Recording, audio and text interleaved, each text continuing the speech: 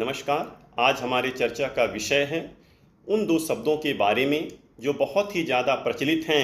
एक है मानहानि, दूसरा है अपमान।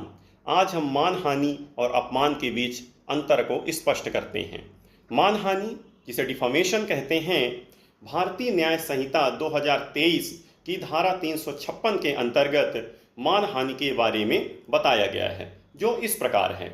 जब कोई व्यक्ति किसी अन्य व्यक्ति की प्रतिष्ठा को नुकसान पहुंचाने के उद्देश्य से ऐसे शब्दों का प्रयोग करता है जिससे उसके मान सम्मान तथा गरिमा को ठेस पहुंचती है, तो उसे मानहानि कहा जाता है, जिसके लिए धारा 357 के अंतर्गत दंड के बारे में भी बताया गया है।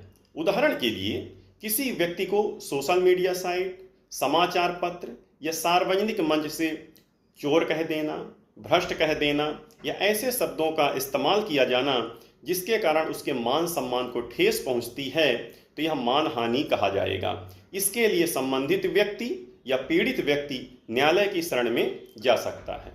दूसरा आता है अपमान या इंसल्ट। किसी व्यक्ति को जानबूझ करके गाली देना, अपशब्द करना या ऐसा व्यवहार करना जिससे उसे उकसाया जाता हो और उसकी भावनाएं आहत होती हों, उसे हम अपमान या इंसल्ट कहते हैं। भारतीय न्याय संहिता VNS 2023 की धारा 352 यह कहती है कि जानबूझ करके अपमान करना जिससे उसकी शांति भंग होती है, उसे इंसल्ट कहते हैं। उदाहरण के लिए, किसी सार्वजनिक स्थान पर गाली देना तथा उसे झगड़े के लिए उकसाना इंसल्ट कहलाता है।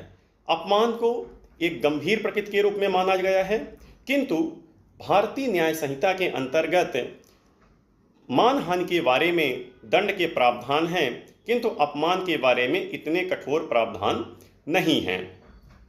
याद रखें, यदि किसी की इज्जत समाज में गिराई जाती है या झूठी बात को फैलाई जाती है, उसे मानहानि या डिफामेशन कहते हैं। किंतु केवल गाली गलौज करना, उसे उकसाना और शांति भंग करना यह अपमान की श्रेणी में आता है। केवल एक अंतर है इन दोनों के बीच कि मानहानि में प्रतिष्ठा को नुकसान पहुंचाया जाता है और अपमान में केवल व्यक्ति के सम्मान के बारे में बात की जाती है। धन्यवाद।